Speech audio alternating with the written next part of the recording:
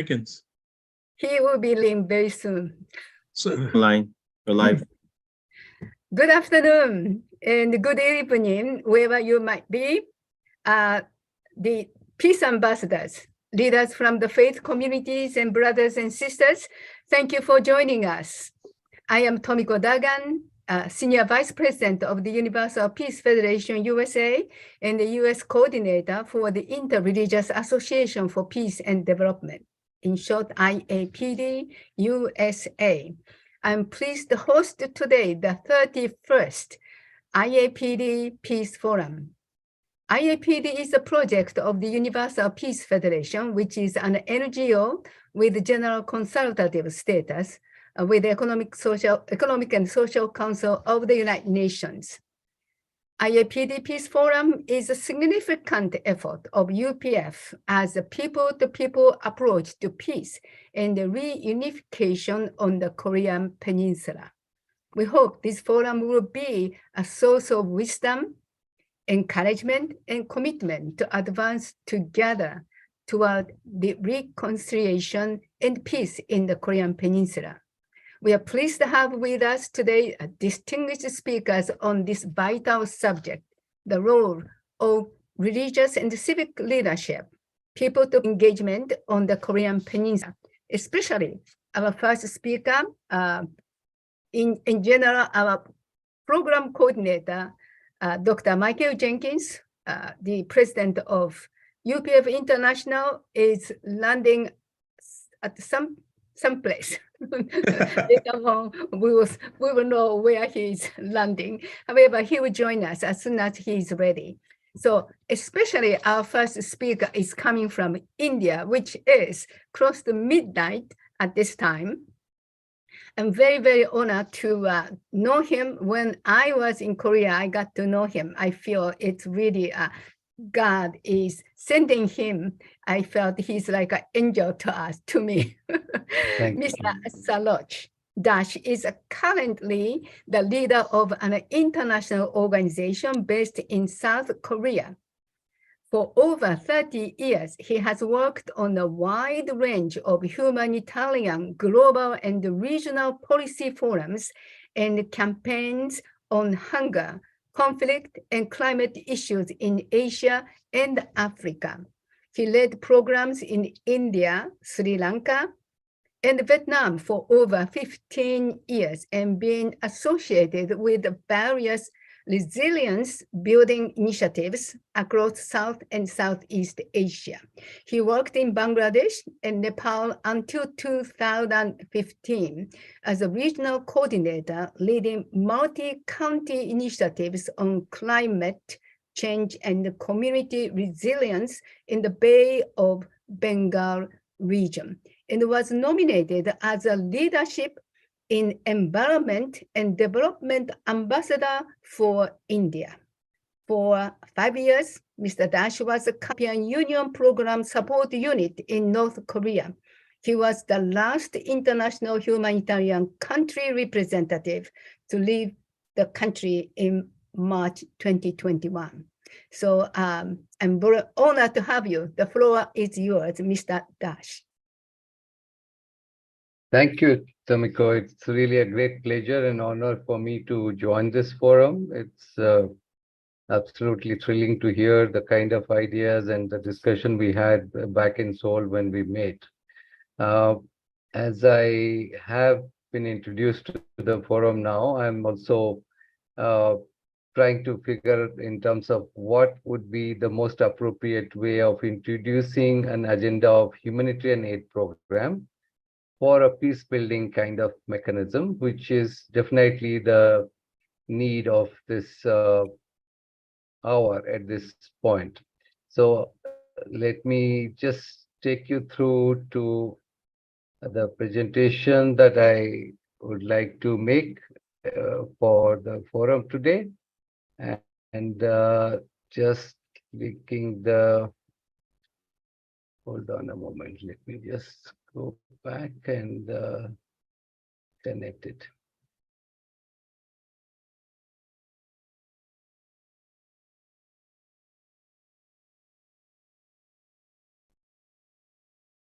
I hope you are able to see my screen now.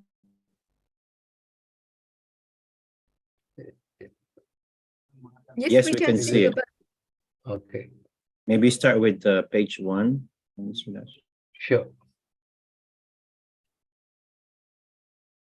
I just want to increase the screen size, but it seems like coming to Oh, this. if you can just click, if you go to slideshow All right.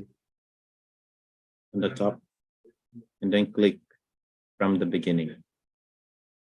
Thanks. Yeah.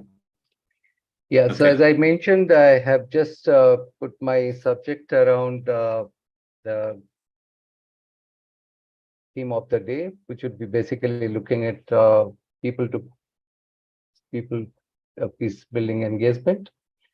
I would like to focus on the humanitarian programs, how it could be used as a major tool for bringing peace in the Korean Peninsula at large. So having worked in the context for long, and as Mr. Miko has already introduced, I would like to bring a few background and the context of the region, particularly after the Korean War, when the rehabilitation and reconstruction have taken huge process. Even up till now, I would say that the scenario is still looking very bleak in terms of the desired result that it would show. So basically, at the time when DPRK called for humanitarian support to address their food shortage, which started in the 90s, even up till now, the country has not been able to fulfill its basic needs, as those basic needs would lead to a certain process where we can then talk about the larger issues of peace building and so on. Frequent disasters have definitely declined that possibility of bringing the country to a self-sufficiency or providing people with basic needs. And this has been also kind of reflected in the Global Hunger Index, which was the report basically ranks the countries around the world in terms of where they stand. And the PRK still stands in the 80th rank among the 119 countries with a score of about 34. And that is considered as a serious level of hunger.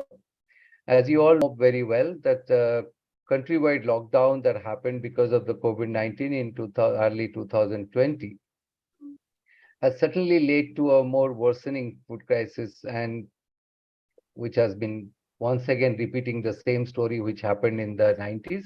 And that is exactly where the issues are becoming more prominent now.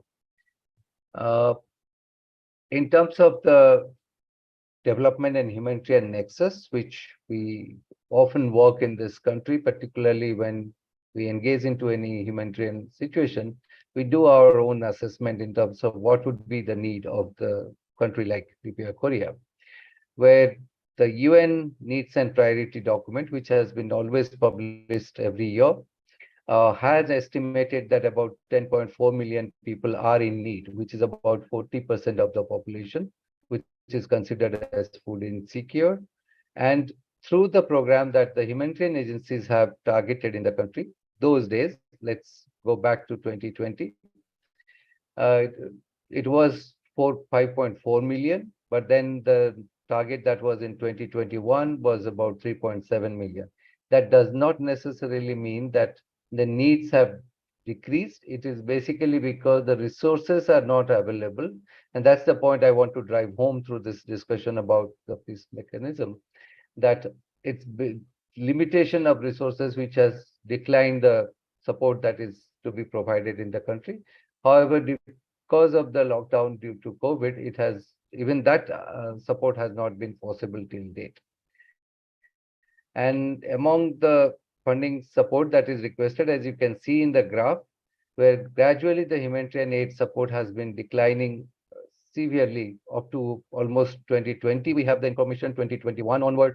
It has been very challenging, and that's where the limitation of providing humanitarian support is becoming challenging. If you see the map here, it basically shows in terms of how many people have been reached as of, let's say, 2020. And that is exactly where you can see the gaps in terms of North Wangwe or Kangwon, those areas which has remained in the gap. That remains the focus of our humanitarian program in the country. In terms of agencies in DPR Korea, there has been extensive humanitarian aid, which was suspended in 2005 and 2006, like that of in current year from 2020 to 2023 now. And this is the time when there was this European Union program support units were launched. We were one of them, of course, but these are the few agencies which were only allowed to work in the country. These are not considered as the agencies that I have named here, but these are given with a title of European Union Program Support Unit number 1, number 2, number 3. Likewise, about 6 European Union agencies were operating in the country.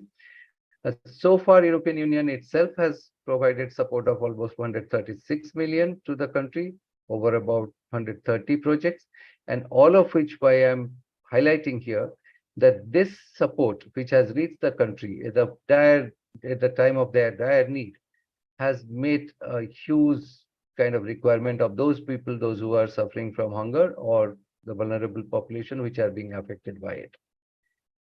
Now, the landscape of humanitarian aid in the country, there has been a huge humanitarian structure which is laid by the UN agency, particularly the UNDP or the UN Resident Coordinator's Office, and all other agencies, including Red Cross and other bilateral agencies and UPS agencies have been part of this forum. As of the time that I left the country in 2021, there were only 4 UPS agencies were functioning out of 6, because 2 agencies had to close their program because of operational challenges. And that's where there is a limitation that we have in terms of outreach. The UPS board operates as a very strong system, which is basically coordinating and managing all this process with a very close with the local or local government. This is called Korea Europe Coordination and Cooperation Agency. The UN agencies, there are also 5 to 6 agencies, UNFPA, FAO, and UNICEF and WFP. Except the Red Cross and bilateral agency, those are coordinated by something called National Coordination Committee in the country. Apart from that, there has been a sectoral working groups, which are basically working on respective sector.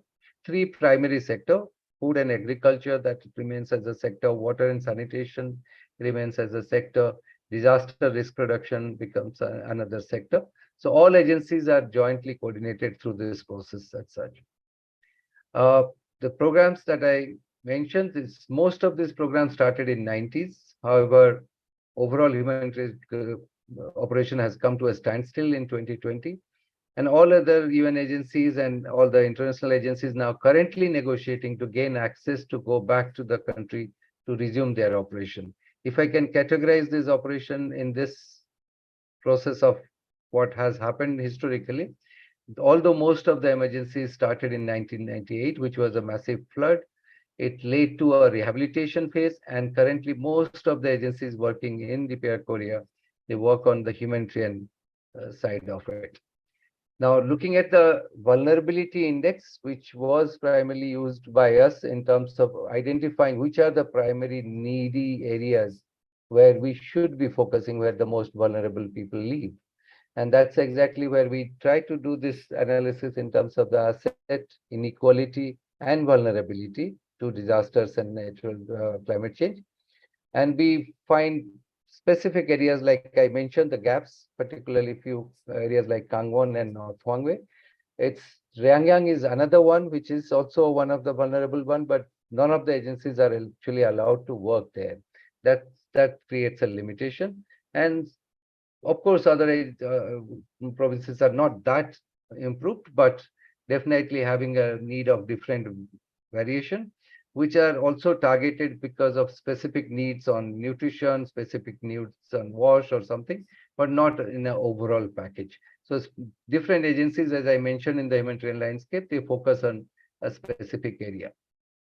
In terms of programs which has been delivered in the country, primarily around livelihood and agriculture, you can see programs like conservation agriculture, vegetable production or irrigation, farm technology, renewable energy support, and the innovation around household production, where you can see this house, which is attached with a small greenhouse on the one side of the wall. Now, these are the kind of innovations have been done where people, those who are really in need, they can have their own crop because most of the land belongs to the state. So if they work in the farm, that doesn't go to the people in full, only 60% of the resources that goes to them. But when they produce it in their household areas, they do get the 100% of the product for themselves, and it improves their nutrition and improves their resilience capacity as well. In terms of water and sanitation, why we call it inclusive, because we try to bring in various dimension of the wash mechanism, and I'll quickly speak about it. Basically, the water supply system that is available in the country is not centralized. So that's where it is basically two major mechanisms, which are gravity fed or solar system based, because there is no power supply to pump water and supply to the needy people. Construction of household latrines and so on, those becomes another priority, hand washing facilities, or safe biocomposting as a behavioral change mechanism. And most importantly, the menstrual hygiene management for adults and girls, and uh, kind of in schools and middle schools and senior schools as well, that has been also introduced through this program. As you can see the picture here, which is one of the solar pumping system, where solar power has been used very effectively in this case. And the third one, I'll quickly go through it, is basically the disaster risk reduction and emergency response, which is basically to protect the water system and sanitation from contamination. The flood proofing structures, as you can see it here, because the frequent flood has damaged in most part of the countries in more frequency now. And that is where we definitely have developed capacity in country to develop those kind of resilience. Supporting kind of tree nurseries, plantations, so that the biovegetation could improve. And of course, developing their disaster risk reduction plan. In the face of COVID-19, there has been enough support that has been provided prior to our departure. But as of now, the situation has remained still kind of not predictable at all. But the current scenario we know is that most of the population has been vaccinated yet. Now, there has been unintended consequences of the UN sanctions. Sanctions are very essential to maintain all those regulations on the risk kind of limitation that is required to curb their activities around, let's say, the nuclear power development. And these have been also indirectly somehow affecting the humanitarian operation, because there are certain items which has been restricted into the country where we cannot bring in certain necessary supplies. In terms of negotiation on the practical issues of access of humanitarian aid, that has become very, very vital now. And that has also created limitation in terms of allowing any agency to operate in the country. As the current situation, you all are aware of, that they have been maintaining kind of in the term of self-reliance, restricting all supplies into the country in the context of COVID. And that is exactly where there is a need to reflect on the practical needs of the vulnerable groups, how they can be provided with their basic support and needs. Now, coming to the hope for the future, which I would like to basically highlight, that overall humanitarian access has a similarity of what happened in 2005, where most of the humanitarian operations were suspended. And in the current scenario, what we feel is it's a time that all actors, including the UN and everybody that is active in the country, they should come together to protect and promote the structure to revive the program once again. It's a timely call that we need to negotiate collectively for this purpose, to find common grounds where it is affecting the overall Korean Peninsula, that like that of climate change and disaster risk reduction. Those are prominently the common issues which could be focused as a common agenda, and a focus on the public health infrastructure, particularly in the post-COVID situation, and a trust building initiative to build any kind of parties to talk and negotiate could be very useful. And addressing the core issues of peace and security through humanitarian support could be the most vital kind of component in this whole initiative, particularly for a platform like ours. And where the only thing that has worked so far in the country in terms of building access and connecting people with the outside world is the humanitarian support which has gone into the country over the last few decades at least. Now, in terms of post-peace summit phase, as we are talking about, post-Singapore, post-Vietnam, where the Singapore summit gave a lot of hope in terms of bringing some kind of a common ground, and subsequently everything failed after the Vietnam peace talk. Now, that is exactly where our own observation is that the country has been changing very rapidly.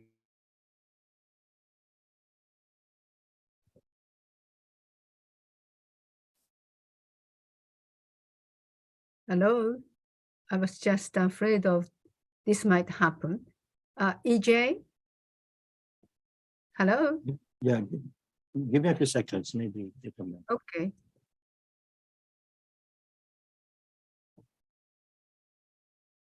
It's very informative presentation, there's so many things, the research is very good.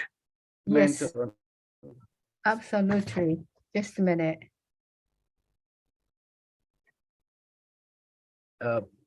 It seems there is an interruption.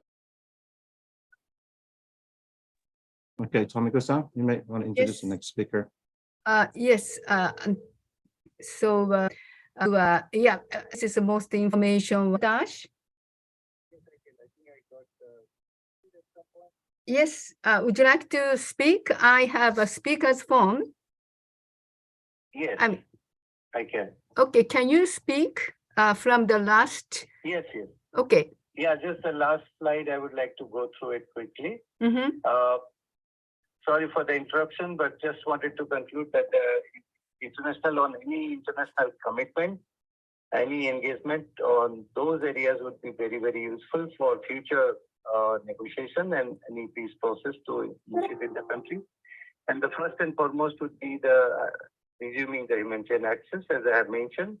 And most important aspect in this regard would be to distinguish the political and humanitarian agenda, that both of them overlap quite commonly in most cases. And most important is to build the trust and confidence in the post-peace summit era, so that they could be brought back to the table for discussion or any negotiation. And development aid for self-reliance is their aspiration. So any engagement around this could be very, very useful. And bilateral scope for any trade and infrastructure as well, because that is exactly where the country lacks most of the development indicator. So that is exactly another area which could be really focused in terms of the future agenda. With that, I would just like to conclude. Sorry for the interruption due to the internet connectivity because of the place where I'm in. Perhaps there is a challenge. Thank you. Oh, thank you so much, Mr. Dash. Truly, stay on this Zoom. I want you to come back, okay? Truly, I hung up. Anyway, Mr. Dash will come back. So sorry. Anyway, this is the most informative. We learned a lot ideas. He has raised issues that we can work for the near future. So I'd like to move to the next speaker, Imam Shahidullah. Are you ready? Mr. Imam Muhammad Shahidullah. Since Dr. Jenkins is not coming yet, so I'd like to introduce Imam Shahidullah is a very successful media and interface scholar. Besides, he's a good friend of ours. He's also youth icon and organizer. He is a writer, journalist, teacher, television programmer, and environmentalist. Among his many responsibilities and activities, he is a guest teacher of Asania Mission Institute of Sufism, a teacher of Dawa at the American Muslim Center. He's also a religious programmer, presenter and the news coordinator of TVN24 TV, and International Affairs Secretary of the Center for Human Rights Movement. And also he's an International Affairs Secretary of POBA, Polybiche, but Choa and Dolom. I hope this is okay, POBA in short, which I was also invited to speak on the interfaith issues. So, and also he's of course interfaith programmers coordinator of Radio Today 89.6 FM. Let us welcome Imam Shahidullah. The floor is yours. Thank you so much. Alaikum, peace be upon you. I'm very great, with the Bishop George Stelling also here and the Lord of Faith leader, and let me take a moment, and to express my gratitude and special prayer tribute to our visionary founder of IAPD and the UPF, as we know, our Heavenly Mother, Reverend San Moon, and then Dr. Haq Jahan. We pray on the beginning for them, and Almighty God bless them abundantly for their remarkable contribution, not only Korea, not only America, whole over the world. That's why we are here. We raise our voice and we try to establish the peace every single corner. And ladies and gentlemen, we saw and listen very informative, the presentation from our doctor, the Shadul Dash, he presented just right now. And I want to say thank you, IAPD and the UPF Forum from my bottom, from my heart, to give the opportunity to share the couple of idea based on Islamic thought, the standpoint from the Islamic teaching, how we can continue and build, the peace, in the Korean Peninsula. Actually, to this topic, the role of faith leaders, people to peace engagement, this theme actually the highlighted to power and the influence. Faith leader have a shaping a harmonious and unified, the society. I'm going to be explain a little bit, the Islamic standpoint, the Islam views, the peace, as we know the Arabic word, as a whole way of life. Not simply any specific, the peace or a specific area.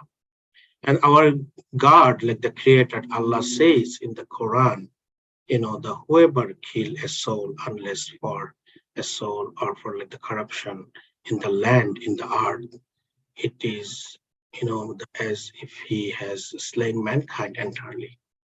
The whole saved the one life, he saved the entire humankind, human art. That's why this is our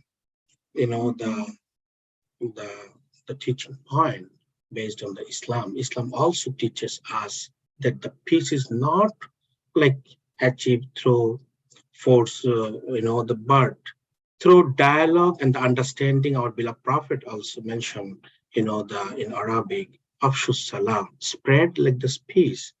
He never mentioned only the Muslim community or on a specific area. This is for the all creation. This is for the every single corner, this is not any specific only Saudi Arabia or for the Muslim community. And Allah also says in the Surah Al-Hujurat in the Quran, indeed, the believers are all brothers. So make peace between your brother and fear Allah, the Creator, that you may receive mercy. We are seeking the mercy, how we get it, and all the Abrahamic tradition, the religion, all faith leader, what is our goal? What is our mission? We're not doing anything to make some money or getting some position, something like that. No, we spend, we pray the 5 times, and the other faith, they do the on schedule. And that's why, I'm trying to, whatever, that we have experience in Bangladesh, in America, in Japan, and other few country. I'm working with the Interfaith Center of USA. We have some couple of, like the project and the work.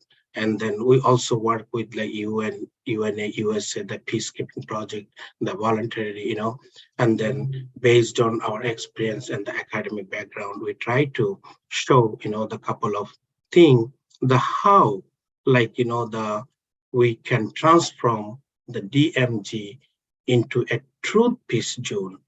How we can do that? Now I'm going to show the couple of slides. We have time limitation, definitely. The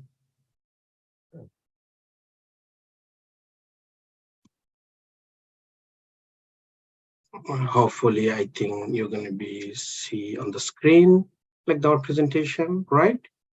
And just this is only 10-20 minutes. We try to just share like the couple of like the idea with our viewers, with our fellows, like the how we can work. And this is the great initiative, the IAPD, that they keep going, don't the continue the dialogue and bring like the various faith leader, the how we can work. And yes, the first, we share here, like, the peace education. This is like the very important, like as a faith leader, whatever we teach as a Muslim and the other faith, this is definitely include in our curriculum, in our syllabus. And we try to, like the pushing, like, the national curriculum, like the peace education. The recently, I'm very happy, like, the UTS, they started like, the master's program and the special program, the based on like the peace, special course and the special thing, I congratulate them and then thank you, like the UTS already start, like, the special course about like the peace and the peace institution. And this is very important, the develop and promote like the peace education program within our religious institute and emphasizing like the value of tolerance, non-violence, and the cooperation. And number two, like as we know in the community, this is very important to share like the idea to build the relation. And how we can do that? We need to facilitate like the connection with other religious community in North Korea and South Korea to fostering dialogue and understanding. And it will be great help and then work, because the different faith and the different community, there's a lot of the diverse community living, the both side, and then it will be great help to bringing, the the one place, because the ideological divide and on whatever we have. And then number four, like the religious institute can organize like the different kind of like, the cultural exchange program. And it also experiment, the different, the state and the country. And it's a lot of, is help to change, like especially like the youth, especially like, the kids, they change in the mindset, the peacefully, and then think about like how we can work on, especially like, this thing. That's why we need to organize the more, like, the cultural exchange program, and it will be help, like encourage, the community to community, people to people, and one side to, the other side, and promoting understanding and building relationship, with the South and North Korea, definitely. And then I know like the UPF and IAPD and the other organization, they have a lot of, the campaign, how we can spread the message, how we can share like, the idea. That's why we're here. We are using like the social media, bringing like, the different scholar, and then share like the idea, how we can, the established and like, we are going to be the open, like the communication, and encourage, like, the understanding and addressing, especially, like, the conflicts, the core causes, and this way we need the more campaign, to the coexistence and the respect for different belief within our society, within our community. And the next, like, the peace sermon, because as a Muslim, we have like the Friday prayer, and the before, the prayer, we, the deliver like the lecture, like the sermon. And this is like, the reflection from like the last week, and then what we're going to be do for like the next week. The imam and the priest try to share like some idea what's going on in the community, and what we're going to be do, like tomorrow, and then the next week. And then this is the very important. And when the priest, bishop, imam, rabbi, the share, the like, the idea, or like some method or something, and the people, the follower, the worshiper, they follow, they, they took, the very rapidly, and it will be huge impact. And that's why, so we can write, like, the specific, like, the sermon, and we're going to be shared with, like, the masjid or synagogue and the worship house, and they're going to be, the try to bring, some point, and they're going to be delivered, the sermon, and it will be very help for, the promoting like the peace, the non-violence, the forgiveness, and reconciliation to recognition. And it will be very influencing, to, like, the worshiper. And the next, definitely, as we know, like, who made like the decision, our political leader, and that's why we need to build like the relation, with the political leader, only this specific purpose, and try to establish like the dialogue with the political leader and advocate them.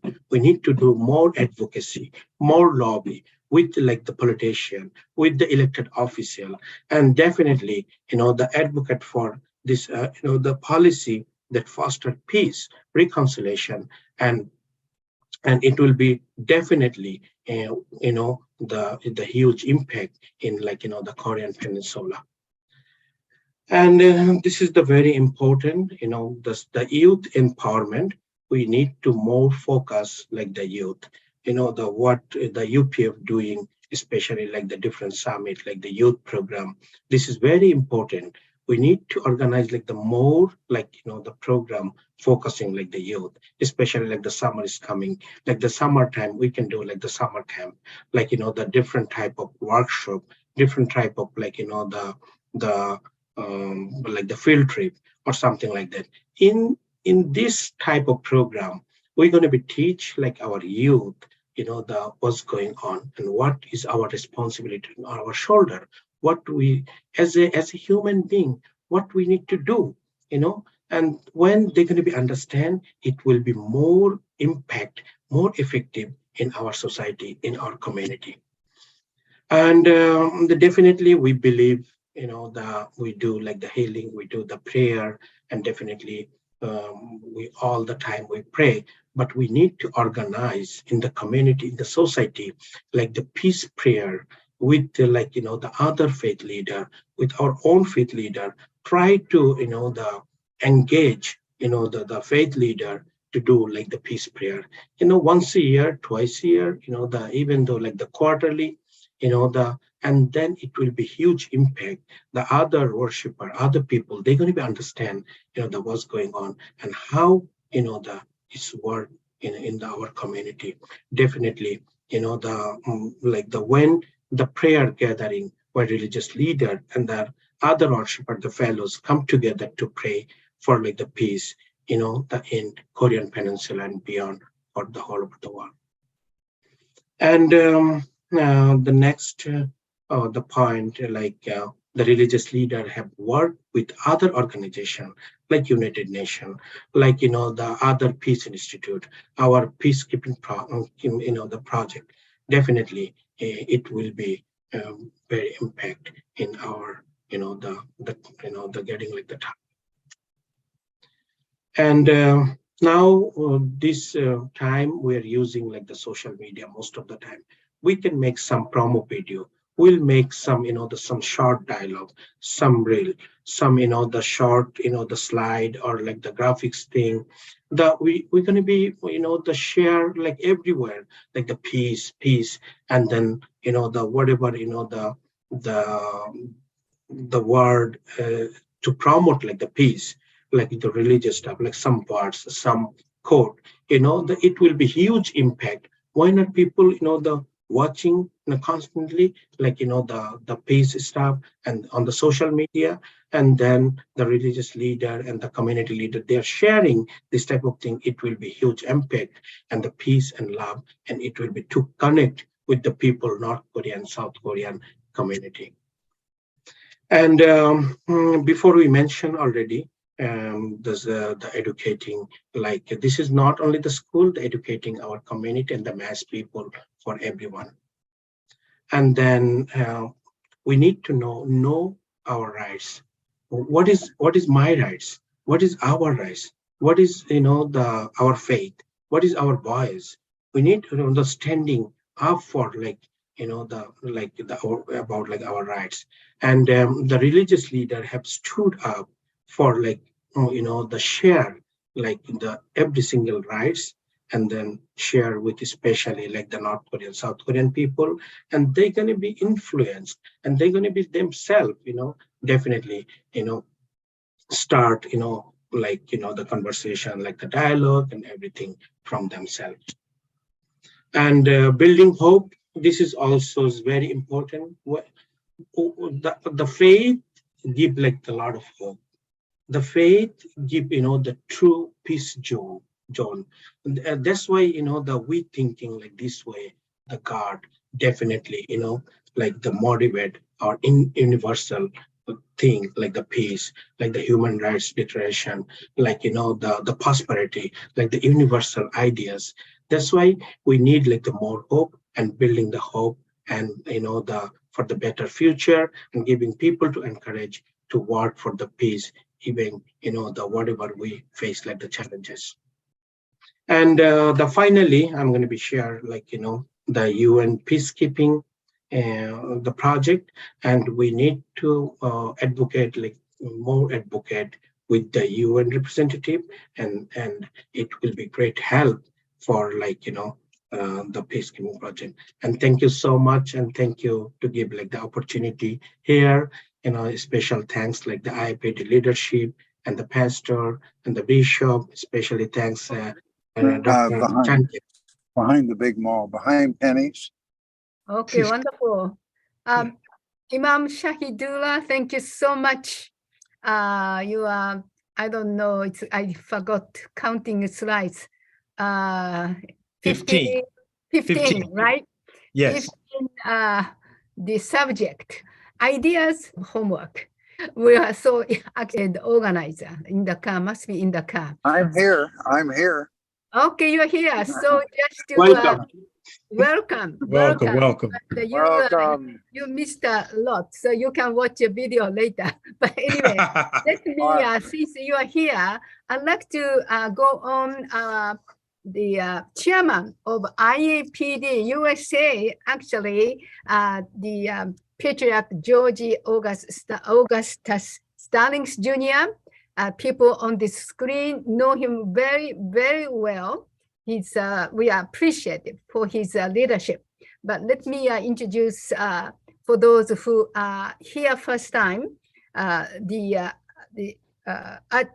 actually, he is changed to a patriarch now recently. So still I keep telling Archbishop, Patriarch Stallings Jr. Right. He's actually the founder of the Imani Temple African American Catholic Congregation. He served as a Roman Catholic priest from 1974 to 1989. Born in Newborn, North Carolina, his grandmother introduced him as a boy to worship in a Black Baptist church. He enjoyed the service so much that he said he desired to be a minister. To serve as a Catholic priest, he attended St. Pius X Seminary in Kentucky and received a BA degree in philosophy in 1970. Sent by his bishop to the Pontifical North American College in Rome. He earned 3 degrees from the Pontifical University of St. Thomas Aquinas between 1970 to 1975. The Bachelor of Sacred Theology, a master's degree in pastoral theology, and a licentiate of sacred theology. Sorry. At That's age enough. 28. Let me finish. One more. And just 2 years after ordained as a priest, he was named the pastor of St. Teresa of Avila Parish in Washington. He was the pastor of this church for 14 years. During Stalin's pastorate, the parish became known for its integration of African American culture and gospel music in the mass. Thank you. For such accomplishment. Thank you so much. We are so honored to have you. So, Patriarch Stallings, the floor is yours. Thank you so much. The honor is mine, my beloved and esteemed Senior Vice President of the Universal Peace Federation, USA, Mrs. Tomiko Duggan. You are an awesome servant of God, of Yahweh, of Allah. You exude with a level of ecumenical energy and focus. Our speakers today have been awesome. Mr. Dash and my brother, and also my beloved and esteemed brother, Imam Shahidullah. Awesome presentations, brilliant presentations. Someone commented that this is perhaps the best one of the seminars that we've had on the subject of the peaceful reunification of North and South Korea. And I would have to concur what Mr. Dash talked about when we talked about the aid that has been given and the challenges that face us to continue providing humanitarian support and assistance in the North Korea, as well as knowing that in our efforts to create this peace mechanism, there are limitations of resources. So we're trying to figure out how we can gain greater resources to supply to the North, and even more so, how they can be allowed entrance into North Korea. And then when my brother Imam laid out those 15 components for establishing the reunification of North and South Korea, and those points that really were right on point, what we need to be doing as a community of believers, as faith believers, I was deeply challenged by it. And I know that we have the blueprint to engage as faith leaders in creating a people-to-people engagement, what we call a back channel or unofficial approach to peace in the land of the morning calm. I love that name for Korea, the land of the morning calm. And we're trying to bring calm to that region. When Brother Imam talked about the Islamic perspective on peace, I thought about the Christian perspective, since that's what I am involved in. And that's why my brother Imam and I get along so well and really work together, because we understand that religion is no more than a vehicle towards arriving at the same goal. And he and I are working vociferously and unstintingly, and surely Mr. Dash is doing the same thing, to work towards peace, not only in between North and South Korea, but in the Middle East, peace between Russia and Ukraine, peace, in portions of Africa. We're all working for peace. As I listened to the two presenters, and from a perspective of being a Christian, I thought about the times in which Jesus the Christ, Yeshua HaMashiach, spoke of peace. And it's amazing that every time he spoke of peace, it was in the midst of conflict, of war, of disunity, of disruption. When he calmed the wind and the waves on the tempestuous sea, on a lake called Gennesareth, also known as Lake Tiberias, and the Sea of Galilee, all those names. He said, peace, be still. He calmed the winds and the waves. And even after his death and resurrection, and he appeared to his disciples in the upper room on that first day of the week, and then on the following day of the week, he said to them, peace be with you. Peace is a salve, it's a healing balm. And as a Christian, I am committed to peace, because I believe in the words of Martin Luther King Jr., who said that in a real sense, all life is interrelated. All men and women are caught in an inescapable network of mutuality, tied in a single garment of destiny. What affects one directly affects all indirectly. I can never be what I ought to be until you are what you ought to be, and you can never be what you ought to be until I am what I ought to be. This is the interrelated structure of reality. This is the way of life itself. And so when I listened to our faith leaders prior to this presentation, I could not help but think about how we can join in our collective efforts with our individual strengths to work towards putting the issue of North and South Korea, the peaceful reunification of North and South Korea, on the front burner.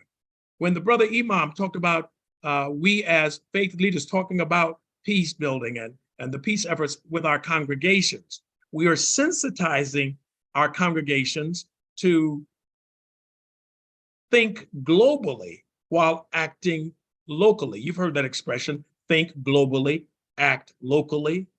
That oftentimes we are not sensitive to other areas of the world that are troubled. For example, if you look at the current conflict going on with Russia and Ukraine, towards Ukraine, obviously that is prominent because that is the latest event being featured in the news, the latest conflict. But there are conflicts that are much older and longer than that particular conflict, particularly with North and South Korea. The Korean War went on from 1950 to 1953. The line of demarcation at the 38th parallel, Brother Imam talked about that, the demilitarized zone, the DMZ, that we have seen a nation separated and divided that consists of people of the same language, of the same culture, the same race. They're identical. They're relatives of South Koreans in North Korea and vice versa. And yet we are seeing these people being kept apart because we have not yet resolved a conflict that is over 70 years old. It is time that we look at how do we bring this issue back to the surface. Now, while we as faith leaders are engaged in people to while we are engaged in people to people engagement, while we are not involved militarily or diplomatically or in any way legislatively, we do appeal to people of conscience, men and women of God, of conscience, who believe in the spiritual origins of humanity, that we are all brothers and sisters, one universal family under God, to somehow raise this issue to a fever pitch to say we've got to be more focused on resolving, being a part of resolving a conflict that has lasted for far too long. A multi-pronged approach. While government, legislatures, heads of state, UN, US have their role to play in seeking to resolve that conflict, I believe that what is going to really bring it about is a heavy spiritual presence. And we have that in Mother of Peace, our beloved Hak Jahan Moon, the co-founder of the Universal Peace Federation, along with her beloved husband, the Reverend Dr. Sum Young Moon, as our most powerful instrument. I don't say weapon. I don't like to use that in regards to conflict, but they are our most powerful, influential people on the face of the earth who can lead us in the reunification, a peaceful reunification of North and South Korea. So somehow I am appealing to us to see how do we connect more closely with Dr. Hak Jahan Moon, this Mother of Peace, who has had on her agenda for over 60 years the reunification of North and South Korea, and the respect that she has and that her husband had with the past 3 leaders of North Korea, that they have an entree to the heart of those leaders. And so somehow we've got to figure out, how do we unite in a more solid, in a way of solidarity with Mother Moon, with the Reverend Dr. Hak Ja Han Moon, to see how can we bring our collective energies, our organizations, and our particular strategies to the forefront to work for peace. So therefore, as a Christian minister, I am committed to working assiduously, tirelessly for peace in the land of the morning call. Yet I have also come to realize through close association and involvement that there is someone in our midst who has the ear of the North Korean government and its leader, who can bring and broker a peace in that region in a way that no other political leader can ever do. So let us unite together to pray, to work, and to stay together, unified, as we work for the reunification, the peaceful reunification of the land of the morning call, North and South Korea. Thank you so much.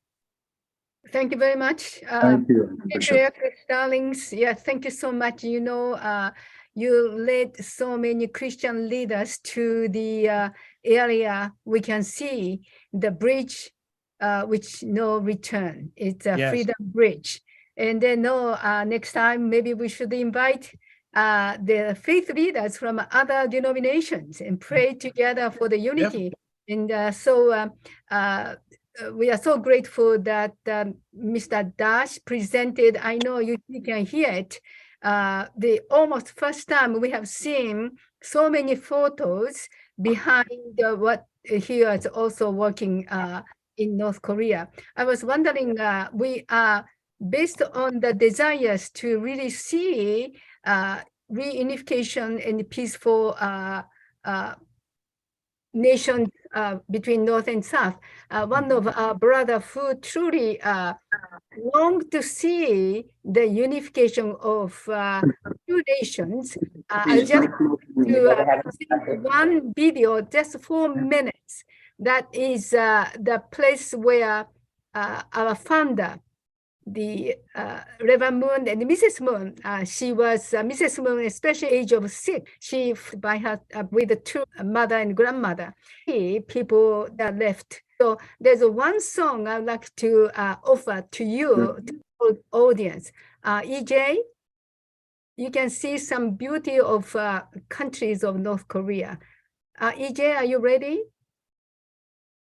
Yeah, hold on. Yes, please. It's just 4 minutes. It's a beautiful song, longing to see again for the reunification of people of North and South. You have a good day.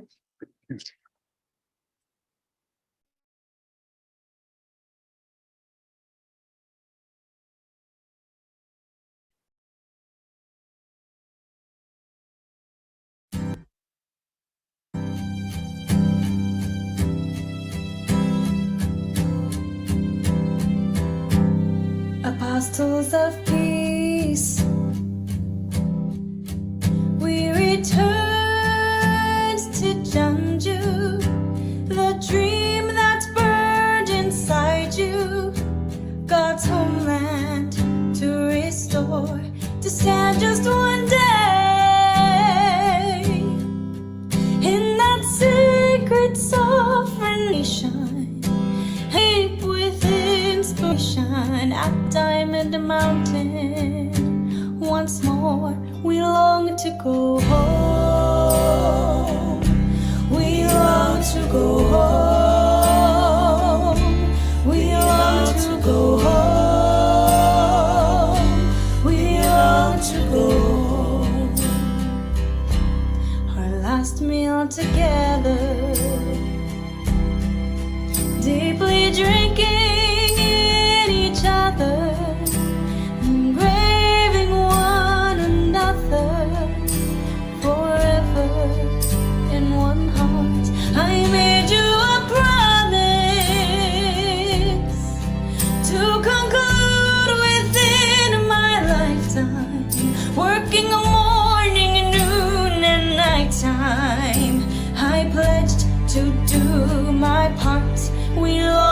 go home.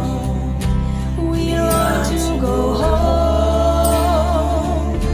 We long to go home. We long to go home. I will heal that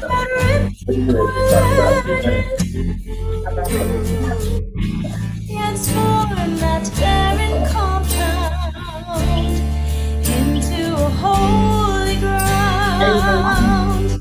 I resolve to keep the vow I made to you.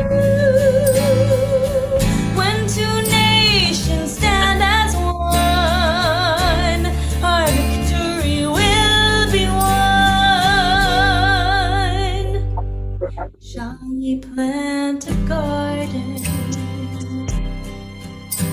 to celebrate peace, where the white grain can increase? We'll care for creation to bind us together,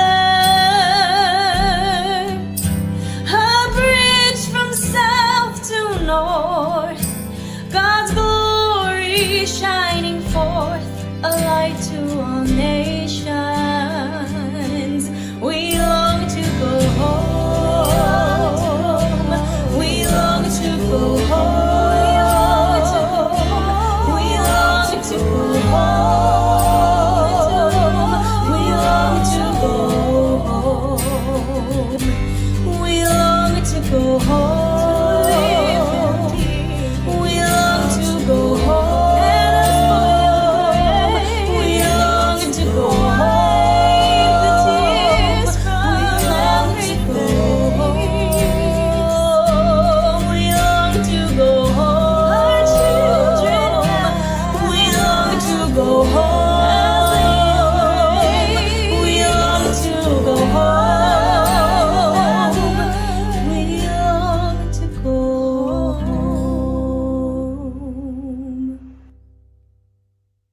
I want to thank you for my Thank you, audience. Tomiko. I'd Yeah, like to thank you. just give my greeting now. Yes, thank you so much, Dr. Jenkins, the president Thank of you. UPF International. Thank you. I was there for the end of Mr. Saroj Dash, and I want to thank you for your work to bring North and South Korea into peace. And Imam Shahidullah is my dear friend for many years, and we enjoyed your prayer at the UTS graduation 2 weeks ago. And you are a great peacemaker, building bridges of peace, and also your interfaith cooperation is known throughout the world. And Archbishop, thank you always for your love and consistent effort to find a way the spiritual leaders can really be engaged. We went to the Middle East many times, and North and South Korea really does need a spiritual solution in addition to the diplomacy and the other efforts. But without the prayer and without the faithful engagement of brothers and sisters in North Korea, it will take much longer. So that's why we've been there at the DMZ, and we're planning a trip to Pyongyang soon. Mother Moon has been invited there by the leader in the North, and it's because they went as faith leaders back in 1991, 32 years ago now. They went to meet him, and he welcomed them, and they had some kind of a breakthrough. And since that time, the son, Kim Jong-il, and then the grandson, Kim Jong-un, has been open to communication. In fact, he just sent a wreath of commendation and honor on the 10th anniversary of Father Moon's passing. And Mother Moon was also honored in his message that you're great peacemakers, and he welcomes them. And he'll welcome the delegation of UPF to North Korea. So Imam Shahidullah, I know you'll be with us, and Mr. Sardash, I pray you can join us, and Archbishop Stallings will be holding the banner with Tomiko of the International Association for Peace and Development. So thank you, everyone. I really am grateful, Tomiko, for your efforts to do these wonderful programs on Korea. Thank you. Thank you so much, Dr. Jenkins. Thank you, Mr. Dash. I know it's close to 1 a.m. Thank you, but you are in your hometown. So longing to see your family, all right? Thank you so much. We will see you. I don't know when you are going back to South Korea, but we'll see you when we're going there. So we thank you so much, truly, for your presentation was excellent. Oh, the Patriarch Starlings, thank you so much. I feel safe. You are here in town. Right. Yes. I am here. Yes. Thank you so much. Thank you, everyone. So we are looking forward to working together. We know, as Dr. Jenkins said, the solution is not only by politics, but we need lots of spiritual power to Yeah. bring unity and harmony and peace.